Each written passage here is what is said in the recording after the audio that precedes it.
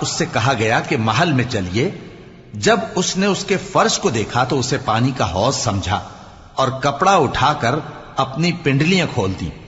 سلیمان نے کہا یہ ایسا محل ہے جس کے نیچے بھی شیشے جڑے ہوئے ہیں۔ وہ بول اٹھی کہ پروردگار، میں اپنے آپ پر ظلم کرتی رہی تھی اور اب میں سلیمان کے ساتھ اللہ رب العالمین پر ایمان لاتی ہوں۔ اور ہم نے سمود کی طرف ان کے بھائی صالح کو بھیجا کہ اللہ کی عبادت کرو، تو وہ دو فریق ہو کر آپس میں جھگڑنے لگے۔ صالح نے کہا کہ اے قوم، تم بھلائی سے پہلے برائی کے لیے کیوں جلدی کرتے ہو اور اللہ سے بخشش کیوں نہیں مانگتے تاکہ تم پر رحم کیا جائے؟ وہ کہنے لگے کہ تم اور تمہارے ساتھی ہمارے لیے برا شگون ہیں۔ صالح نے کہا کہ تمہاری بدشگونی اللہ کے پاس ہے، بلکہ تم ایسے لوگ ہو جن کی آزمائش کی جاتی ہے۔ اور شہر میں 9 شخص تھے جو ملک میں فساد کیا کرتے تھے اور